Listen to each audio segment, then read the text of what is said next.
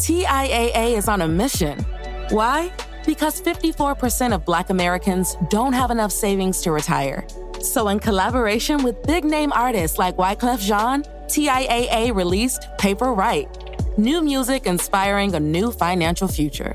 With 100% of streaming sales going to a nonprofit that teaches students how to invest. Stream Paper Right now and help close the gap. This is a Rogue Media Network podcast.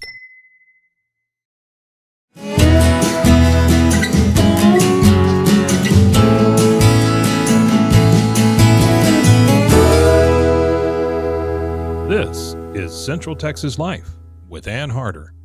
Hello, everybody. Welcome to Central Texas Life. Ann Harder with you. And it is a joy for me to introduce you to our fourth and final candidate for the Waco Symphony Orchestra music director, conductor position. And he is Maestro David Itkin, who comes to us. You're from Texas. No, I'm from Oregon, but I live in Texas. But you live in, Texas. Meaning you're from now. I am from now. That's true. Texas, because you've been at the University of North Texas now for 15 years. 15 years, Right. And conductor of the Abilene Philharmonic for almost 20. Almost 19, 20. 19 Right. years. Yeah. But prior to that, you've just gone everywhere and done everything.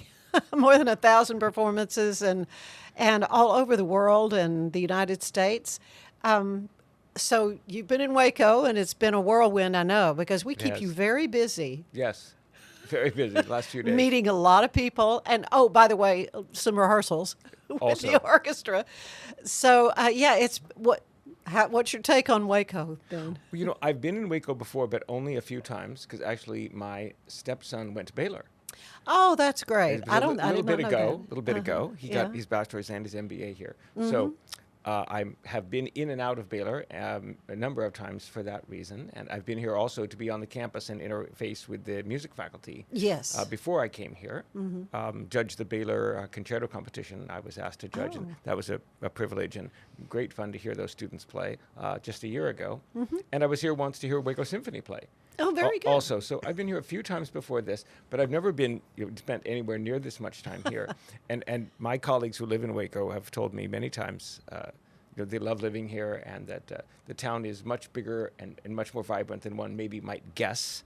If you're just driving through, like most people do on Interstate 35. You see that beautiful big stadium. Yeah. And then you see a freeway, and then you're done, and you don't really experience Waco at all. Mm-mm. And but now I have, and they were right. It's a much larger and much more interesting and vibrant place than you would know if you just cruise through on the freeway.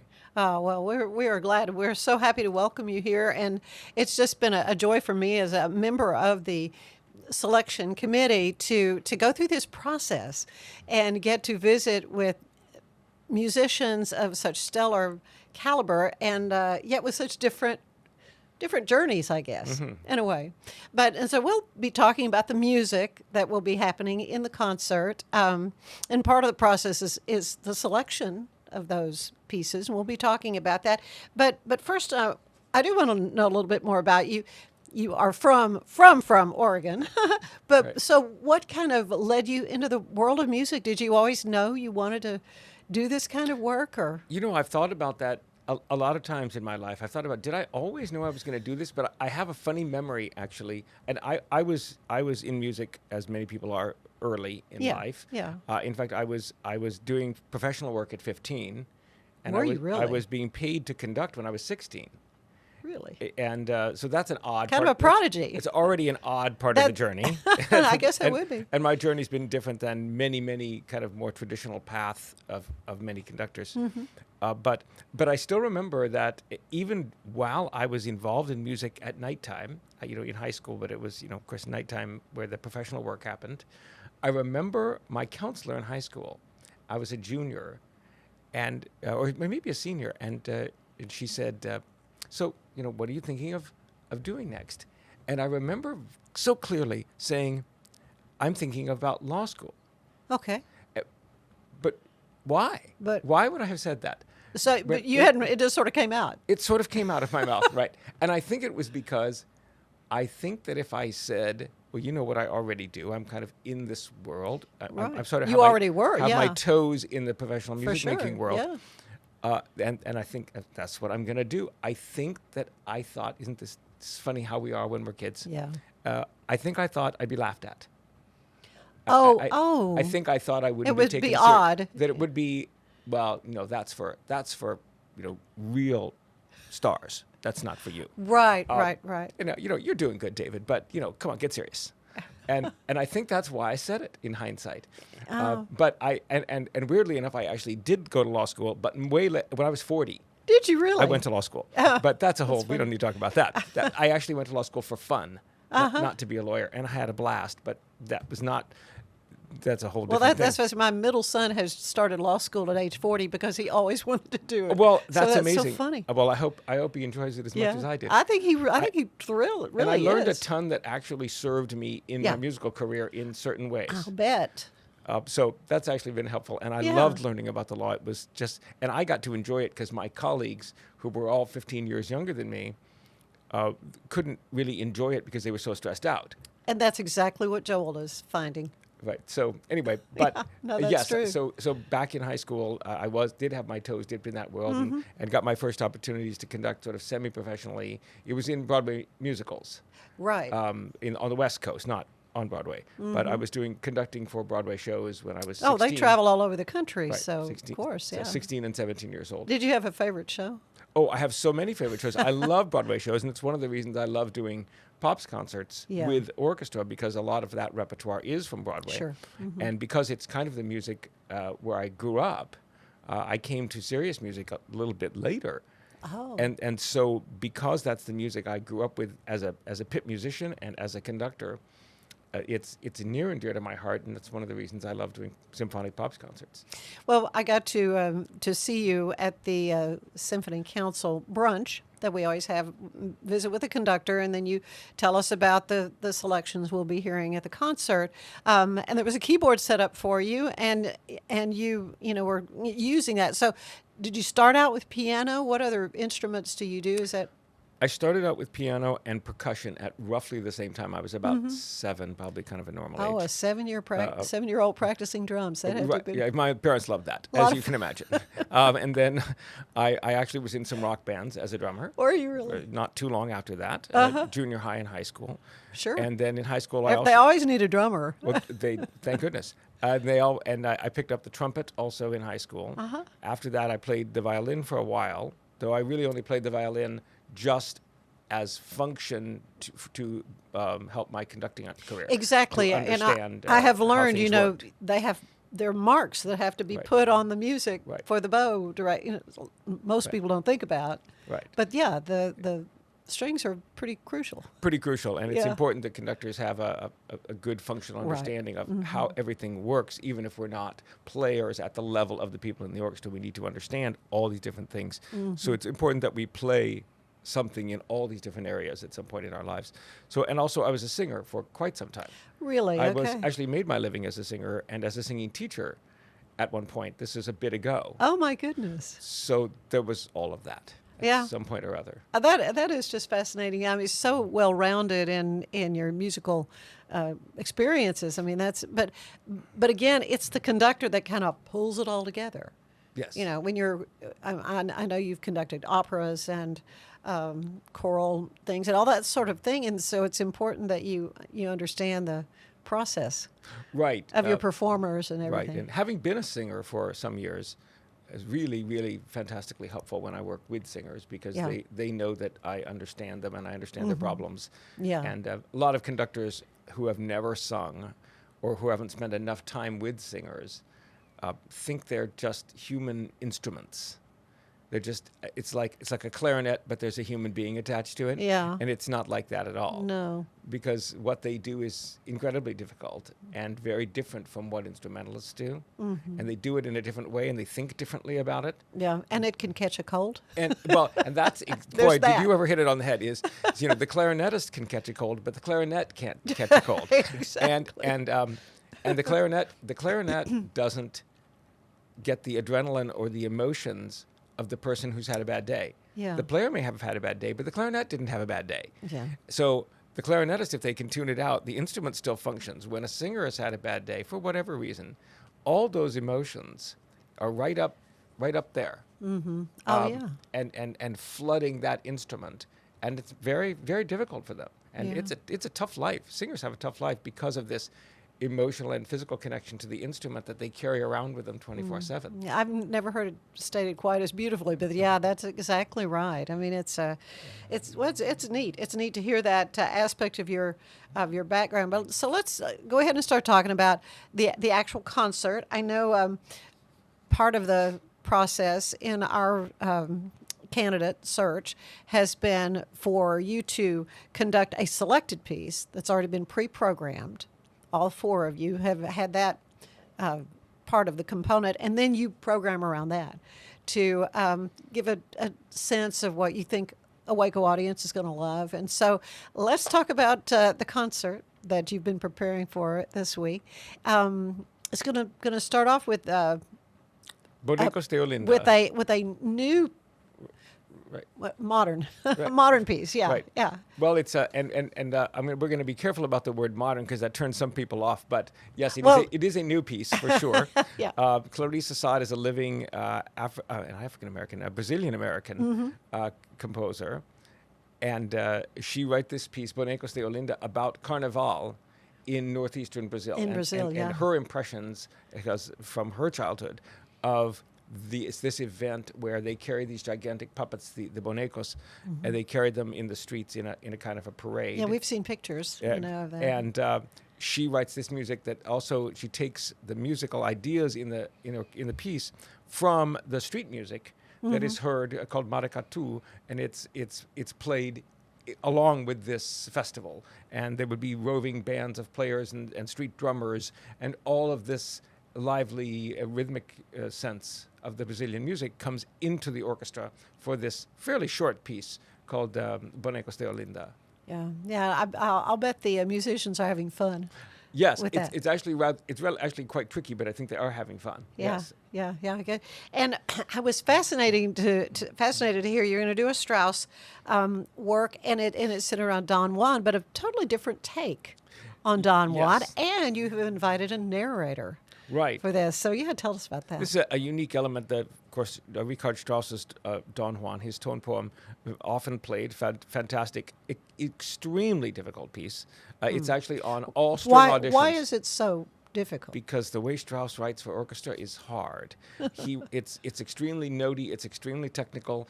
It starts with one of the most famous, most feared audition excerpts in our repertoire. Every string player in virtually every professional orchestra, the beginning of Don Juan is on their audition. Really? All the time. And when you hear the beginning of Don Juan, you will know why. I'll know why. Because it's extremely difficult. And they always say, what's on the audition? Well, first page of Don Juan, of course. It's on every string audition. Violins, violas, cellos, always. Because it is so technical and so difficult. And the whole piece is like that. And he writes this exuberant music to reflect the character we all know, the young, dashing ladies' man. Yeah, womanizer, yeah. Don Juan. Yeah, of course. But this, as you said, this music tells the story differently because the poem by Nicholas Lenau, from which Strauss took his direct inspiration to write the piece, tells the story slightly differently. We always think of Don Juan because of the way it's usually told. Mozart's opera Don Giovanni comes to mind, and others, that Don Juan dies as a young man.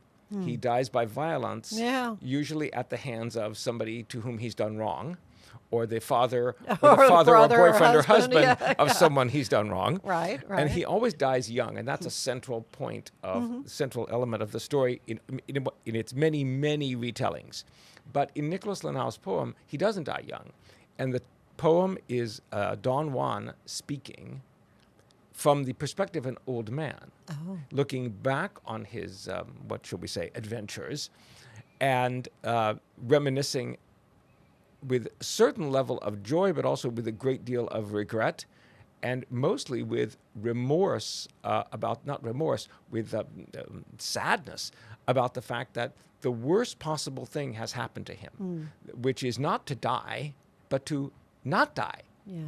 To be old, to be a famous, handsome, dashing ladies' man who is now none of those things. Not anymore. Who is now old and kind of tired and useless. And that's worse than death. Yeah. And the piece ends with those words. And I've incorporated a narrator who will read little bits of the Lanao poem at selected points during the orchestra's playing man, it's to gonna be help so us great. along with how the thinking of Don Juan relates to the music. And tell us about, it's a friend of yours that you It know. is colleague from North Texas, bass baritone Stephen Morschek. He's actually a singer, a very fine singer, but he has this, being bass baritone, he has this magnificent speaking voice and also is a fine actor. So Stephen agreed to come here with Oh, me that's and great. act as our narrator. All right, and the big work is the Brahms. Brahms' Fourth Symphony, his last symphony. Yeah. One of my truly, truly very favorite pieces on the planet. Really. Always has been. I always ask that because, it's kind of like pick your favorite child, but, Well, picking your favorite work. So out of- you're out telling of- me this is pretty much Out it? of Brahms' four symphonies, I'm willing to pick my favorite This, child. this is okay. Okay, This- this is it. and they are all. It is difficult because he only wrote four symphonies. They are all truly unique and very special in their own very unique ways. But the fourth has always been my favorite. And He kind of finds himself. well, he's yes, the work. he's done finding. It's true. He's Yeah. been finding himself during the process of writing four symphonies. He starts very much a kind of a child of Beethoven and a sycophant of Beethoven in his first symphony, and then as he progresses, he's finding his own voice in the symphonic form. And by the time he gets to this, he has so many brand new things to say, and really is looking. And I'm going to speak to the audience for a moment from the stage before we play the Brahms. But he is looking forward instead of looking backward. In his early symphonies, he's looking backward, sort of hoping Beethoven likes him. So and Beethoven's dead, of course, by this point. But I get it, though. I hoping he understand. can somehow please the spirit of Beethoven and not be ashamed of himself. Oh. But as he gets to the last symphony, he's looking forward and sort of daring the people who come after him to be as good as him, rather than the other way around. Yeah, yeah. Oh well, it's going to be great. And you've had the opportunity to work with our orchestra. Your take on the Right. without specifics. Well, on the. I just feel our Waco Symphony is just stellar. And we have so many Baylor professors Yes. who play in it, and of course, folks who come in from out of town to play in it as well. But a goodly number of students, we call them our interns, Right. Baylor musicians, and who are top flight. I mean, the Baylor Symphony is top flight. So just, your thoughts. Well, it isn't. You're bringing up an interesting subject. It is unique among professional orchestras. Right. Maybe not the only one, but there aren't many who have this unique combination of, you use the word interns, of perhaps 2/3 to 3/4 professional players, and then this intern component of 15 to 20 of the more skilled Baylor students. And that is a very interesting mix to have worked with them and help them amalgamate into one whole rather than feeling like Yeah. two different camps. And we've been working at that all week long. Good. But I know you have a lot of experience. Obviously, that's what you do. Your day job is working with students, my day job student is, musicians, but also a lot of high school. I mean, I think you did the Texas All Region Honors Orchestra, and sometimes. so even younger Right. younger musicians. So it's not new to work with young Oh, musicians. no, not at all. Not at So- all. As you say, that's my day job. My orchestra at UNT is mostly juniors and seniors and graduate students. Yeah. And so that's a slightly different mix because the top orchestra at UNT, there are two symphony orchestras at UNT because of the size of the Sure. school. So the undergrads are mostly in the orchestra I don't conduct. So it's a little bit different mix, but in many ways very similar. Well, that's great. I mean, that kind of gives you a different perspective, with working with a Baylor orchestra. Also, you're an author. I mean, it's a textbook, I guess, in a way, but conducting concerti in Right. 2014. It's a lot of praise for that work. you. In fact, it said Leonard Slatkin called your book a valuable textbook for the aspiring maestro, highly recommended. He was very kind. Leonard Yeah. was very kind. Yes, that book was published in 2014, and then 2 years ago, GIA Press in Chicago published what is really, really a textbook for an advanced university level, rather like my program, and I use it in my program. It's kind of the materials I've cobbled together over the first decade or so that I worked at UNT, and they were, in terrible shape. They were things I cut and pasted and handed out to my students and said, we're going to work on this. Yeah.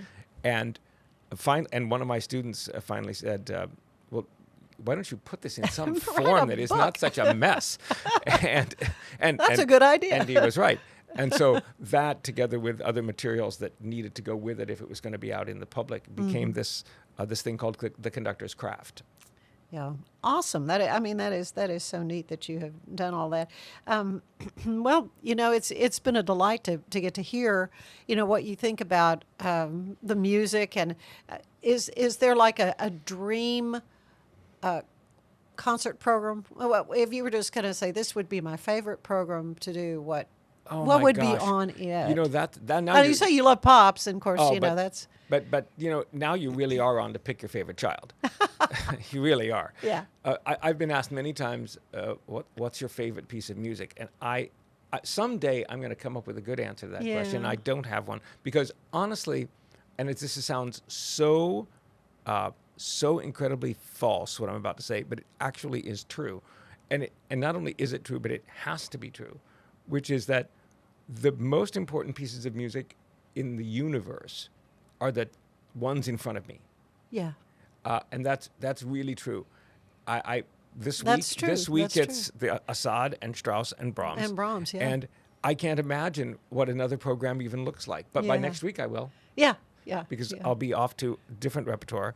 And that really is how it is, because we have to attack every piece of music and every rehearsal and every program with that same level of commitment. And the orchestra knows when we're not. Mm-hmm. The orchestra knows when we're not really committed to the music that's in front of us. Yeah. Yeah. And I know you've had the opportunity to work with several of our musicians in the past because, you're sort of based in North Texas, and I'm sure many of them travel over, and you do so much conducting, in other areas. Yes. Well, there are maybe half a dozen musicians in common between the Waco Symphony and the Abilene Philharmonic. I said I bet a lot of them travel Abilene. And that was lovely for my first day here to see have familiar faces. Some familiar faces was really nice. I'm sure that has been true. Well, it's. I'm trying to think of what other area we need to touch on, and so what I like to do is ask my guests to answer a little questionnaire.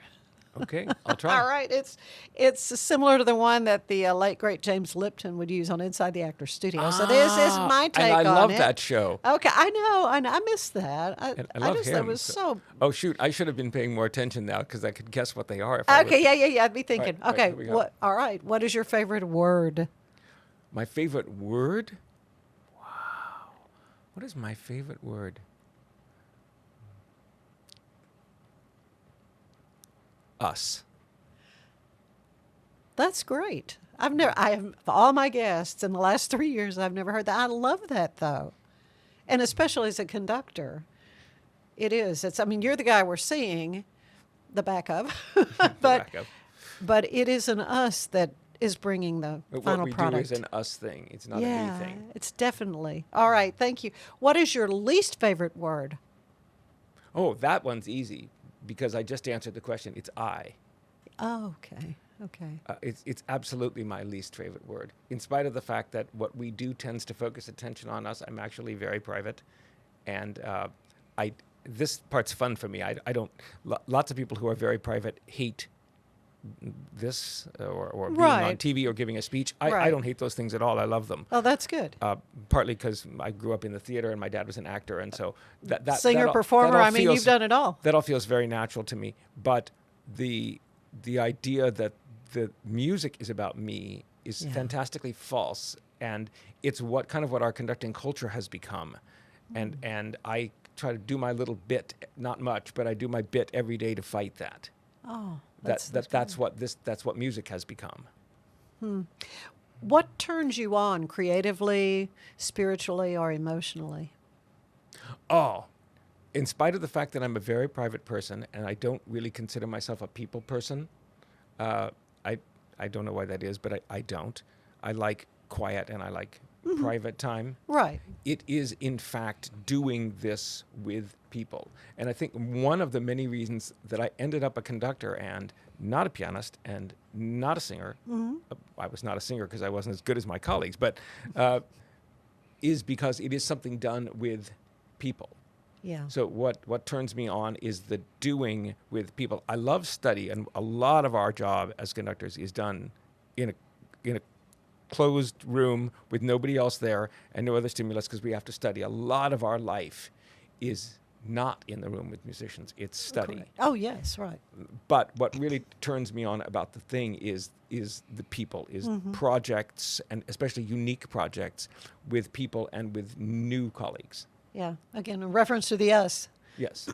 Well, then what turns you off creatively, emotionally, or spiritually?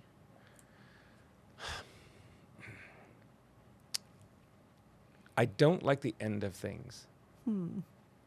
I get very stressed about the ends of things. Oh.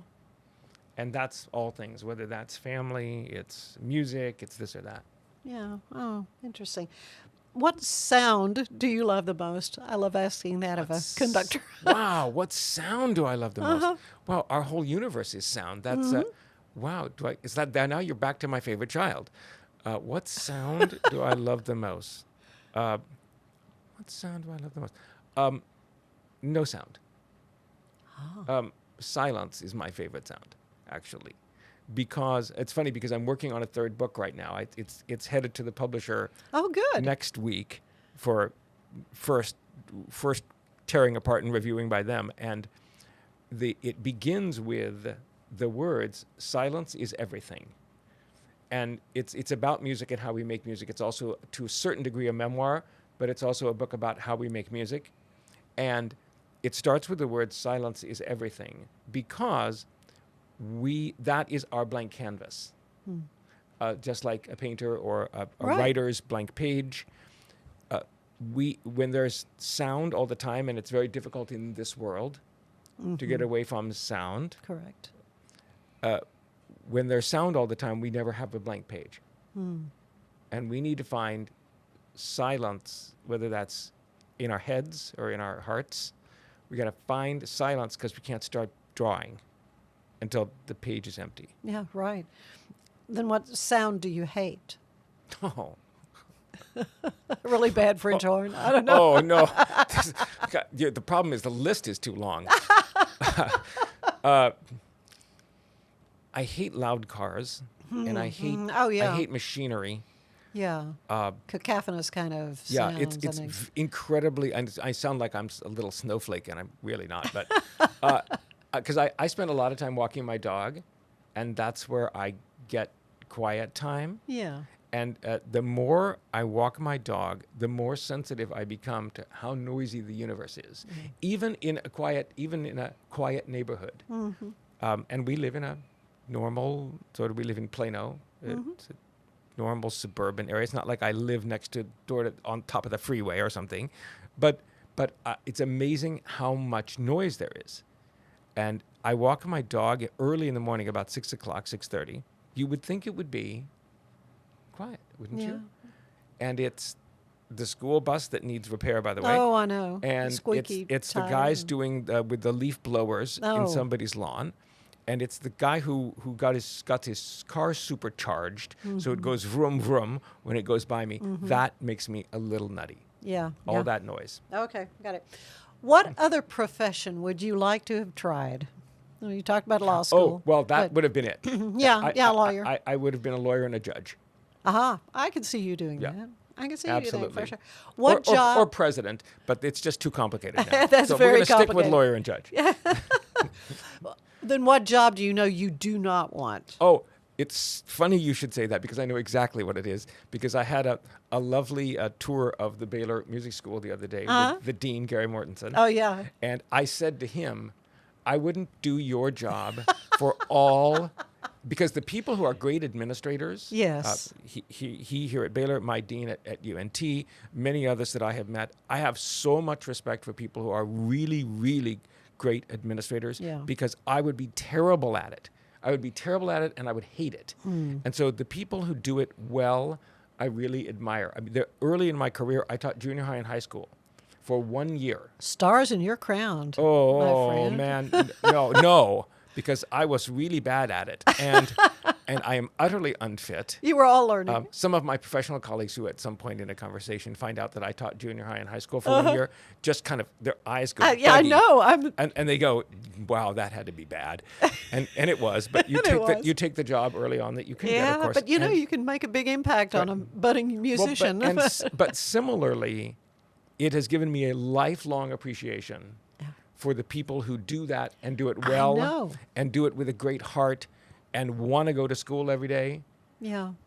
They are amazing, and I could never do what they do. Yeah, because those kids grow up to come to your program at the University of North Texas. Or come to sit in the audience for the Waco Symphony. Oh, yeah, exactly. Right. Exactly. Well, one last question. What do you want to hear God say when you arrive at the pearly gates?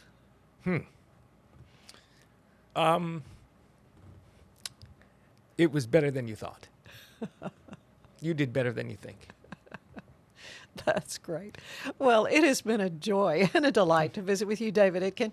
I'm so glad you've been in Waco, and I know the concert or the whole week has just been glorious and will be for our audience. Thank you. So thank you so much. Thank you for being with us, and we'll see you again on Central Texas Life. Bye-bye.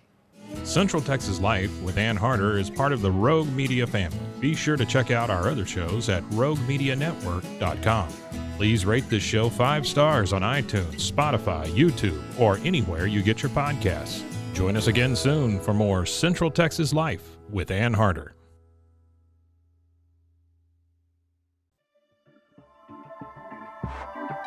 This has been a Rogue Media Network production.